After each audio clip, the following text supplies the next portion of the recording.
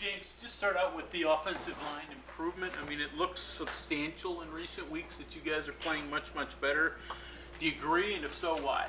I agree. I think it's a big step for all five of us. Over the bye week, we kind of all got together as just an offense in general and really discussed like what we wanted for the rest of the year and wanted to make sure everybody was on the same page, everybody was bought in, and all five of us didn't flinch. Everybody had the same answer, and I think the biggest part of the improvement was we all trust each other and we all know how much work we put in over the off season, and we know that we were capable of better. And it finally started clicking against TCU when we started talking about sacrifice and like who sacrificed for us and what we were sacrificing to be in this position. So I think that was a big part of it, and I'm really proud of all of us on the way that we improved over the past 2 weeks, and I expect that we keep improving over the next four. James, it's almost a cliche. I mean, I don't want to put it in that, but hey, we got together, we know we're better. People say things, but what goes into making that happen? I mean, sometimes, like you said, you can get a little bit of improvement from Right. week to week, but is it a mental thing? Is it, what is it that really makes that click? I think one of the biggest, like you said, it's mental. It's definitely mental. But the other thing that made it click was the relationships across the board. Like everybody that's on the starting line has a great relationship. Like if you look at Wyatt and Doug on the right side, they played together in high school. They know each other very well.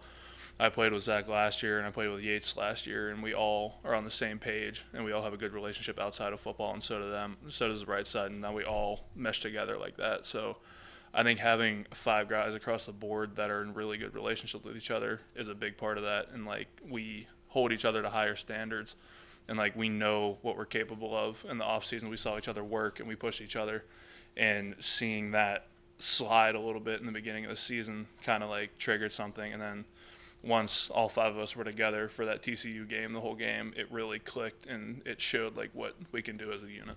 How much did that help, do you think? I mean, I know, you got the balance of some other guys may deserve to play, but having the same five out there for every snap. I think it's a big part of it because like we come off the field and immediately start communicating. Like we know what's going on each side of the ball. So if something happens on the other side, they can get switched, and it's just being able to play. I think we played 81 snaps altogether against Iowa State, and with no like real deep experience like seniors, that's a huge step for an offensive line. Like you don't really see that much unless it's like a group of seniors of like 4+ that can play 81 snaps, but you have underclassmen that are playing that, so that's a big step. Usually, offensive line only gets talked about in the public eye when things aren't going well. How difficult was that first part of the season when obviously things weren't going well? It was difficult, but what Coach Moore kept reiterating to us was that we just can't let it get to us. Like we can't look at it. Like you may be able to see it, but you just got to dismiss it, and you can't let it feed into the room, and you can't let the negativity seep in and really start spreading. And then if it seeps in and starts spreading, that's when you get bigger issues that can't be fixed. How much does the winter and summer work between you guys and competition in the weight room between you guys and the defensive line? You guys seem to be pretty competitive. How much does that create for the team? It really, I think, set off a great off-season work for everybody because, like you said, we're always competing against each other, and we're the sparks of each side. You can't win without either one of us. And I think the rest of the team seeing how much work we put in and how hard we competed against each other really kind of spread. And then once they started seeing that, everybody else started to pick up on it, and competition started to rise within the receivers, the DBs. Everybody started trying to compete to be better. Where have you seen the most growth the last few weeks from Milan? How impressive you've been with his play as a true freshman? For a true freshman to come in and win Offensive Lineman of the Week against the number one defense in the conference is incredible to me.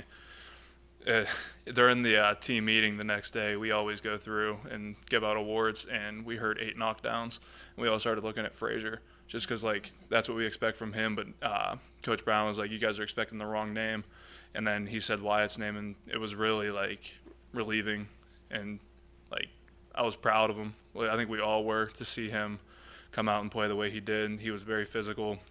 His attention to detail was elite. He really took a step from previous weeks. Like even from TCU in 1 week, he made tremendous strides. James, your college experience is different than most of your teammates, being married with a child and all those type of things. Just what's that like in the locker room? How much, I don't want to say grief, but kidding do they give you for being the dad and all those type of things? No one really gives me anything about it. It's kind of just, I mean, I get called grandpa a lot from Wyatt, but there's nothing much really said about it. It's all, my family's kind of like separate from here. Like we'll joke about it here and there, but it's nothing that's like brought up a lot. Is your experience different than your teammates? I mean, they're going out, doing some of those things. No, not really. I was never one to like go out, and I was always more just stay in the house and relax, play video games. And I don't think having a wife or kids would change that at all. I think I would still be doing the same thing I would. James, when you see Mathis come in and run the first couple times, it seems like that wakes everybody up. Just the nature of his run. It's exciting because we're used to Letty doing that, and Letty being the only one to power run. But seeing Mathis come in and do what he does, it's really relieving, and it takes a lot off of Letty. It takes a lot off his back. We saw it a lot during camp, and then he had his little injury, and then he came back. He worked to get back to the strength he was at about mid-camp, and he hasn't missed a beat, and it's really, really exciting to see him play the way he is. Make it easier to block or more fun to block, or do you just not to block because he breaks tackles? Yeah, he breaks tackles. It's fun. It's relieving to know if you do miss a block, there's a chance that he's going to make a miss. So that's a nice part. Did you see the play that he made in the backfield? I think it was on your side, right? Yeah, it was on the right side when he dropped number 9. Standard move in the backfield? Yeah. Okay. Back to being a dad, you go out Halloween, you take it's a daughter, right? Yeah. You go trick-or-treating, do all those things? No, we didn't. She's still a little too young to understand the whole candy and trick-or-treating concept, but I would have liked to just so I can get the extra candy.